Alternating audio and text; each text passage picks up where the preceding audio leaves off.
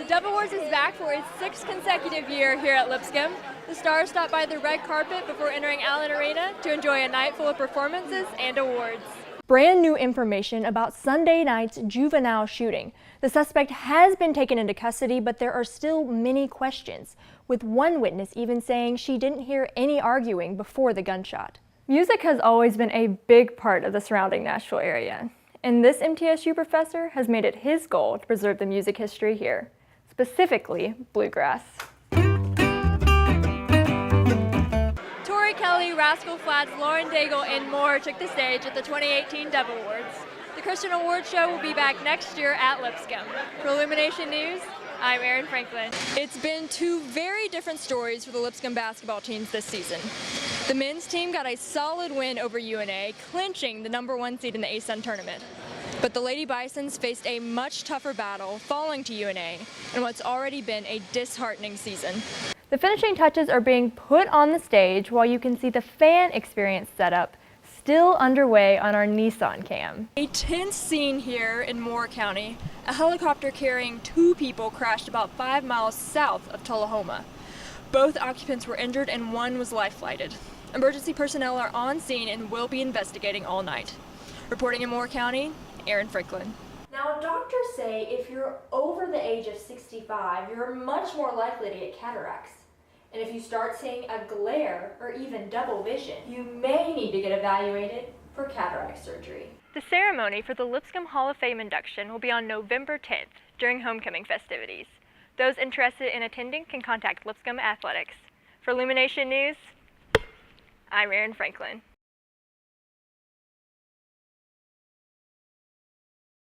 Two men were trapped inside their car here in the middle of this creek I'm standing in. The water rushing so high that it covered the tires. The 2 men were rescued and the car dragged out, but it's an incident officials say should never have happened. Extremely frustrating to us. Chief Mark Blackwood is begging people to stay home after his crew was called to this.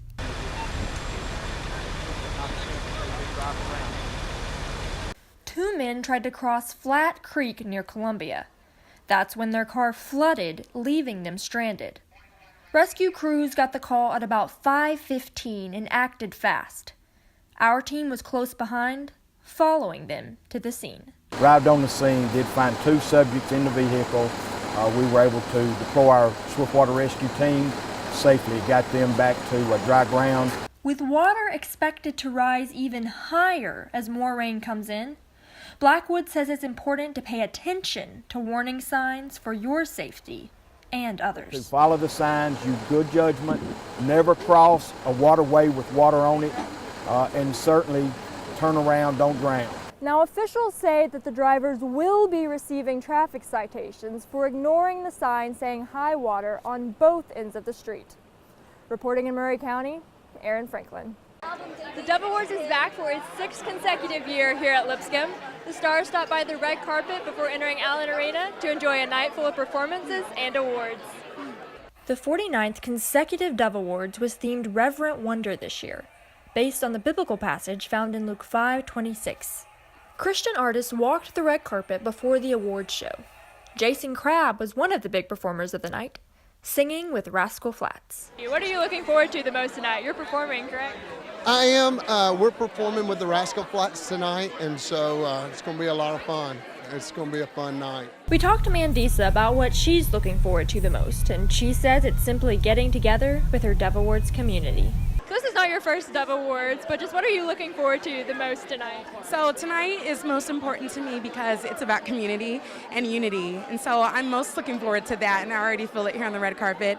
As far as performers, Tori Kelly is everything, and so I cannot wait for her and Kurt Franklin and Corinne Hawthorne. I know that my friend Natalie Grant is singing with her, so I'm a fan of Christian music before I'm even an artist, so I'm looking forward to that. Performances throughout the night ranged from veteran artists to up-and-coming artists, like Social Club Misfits, who won Rap and Hip Hop Song of the Year. The song we're performing tonight is called War Cry. The whole idea behind it was we wanted to make an anthem for a generation that just says, hey, we love God and we're not ashamed of it. And right in the beginning of the year, there was a shooting actually at my old high school, Marjorie Stoneman Douglas. And so it really hit home for us, like a shooting in Florida. And we really wanted to make a song that rallied people together and gave people hope. And War Cry, we believe, is a rally for this generation. Veteran artist Chris Tomlin shared his advice for young artists, and he also told his story of how he got to where he is today. So just since you are such a successful artist, what advice do you have for any up-and-coming musicians? Yeah, I would say that when I was a student in college, I was writing songs and leading worship of a little Bible study, and wherever opportunity I would get, I would take that opportunity to sing, and I never thought it would lead to this, but it's a lot of small steps. It's kind of being faithful where you are. There's a lot of work when it comes to being excellent in what you do and getting better and writing the best songs. And to me, if you're talking about music and the idea of music, it's all about songs. And at the end of the day, that's what lasts, are the songs. And so I would say to really just continue to work and hard at writing the best songs, asking and praying to God for songs. The big winners of the night included Zach Williams for Artist of the Year, Corey Asbury's song Reckless Love for Song of the Year, and Taryn Wells for New Artist of the Year. Tori Kelly, Rascal Flatts, Lauren Daigle, and more took the stage at the 2018 Dove Awards. The Christian Awards show will be back next year at Lipscomb. For Illumination News, I'm Erin Franklin. It was a tough end to an otherwise unforgettable past year for Lipscomb basketball. But this afternoon, the Liberty Flames were just too much for the Bisons to extinguish, as Liberty eventually took the championship 74-68 and will be the team advancing to the NCAA tournament. The Bisons got off to a hot start, controlling most of the first half. And it was a full house in Allen Arena, breaking the record with over 5,600 in attendance on Sunday afternoon.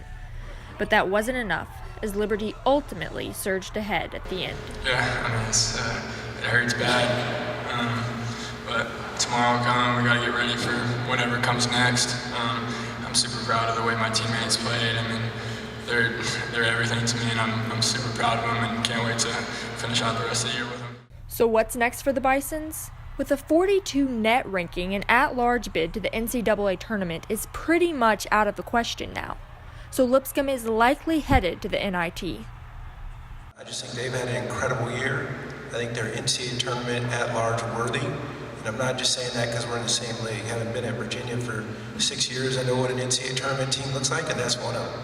But junior Kenny Cooper says the team is a close group, and if heading to the NIT means they get to spend more time together, then they're still up for it. Can't play with this guy over here. I mean, it's the greatest player I've ever played with, so we're going to make the most of it, we're going to have fun with it, and we're going to try to win some games in the NIT. From my perspective, zero regrets with those guys and this team and where we are right now. But the unhappy ending to this storybook team of the past year doesn't define them, as they helped put a small school's name on the map. Something the packed, cheering crowd of Lipscomb fans this afternoon proved.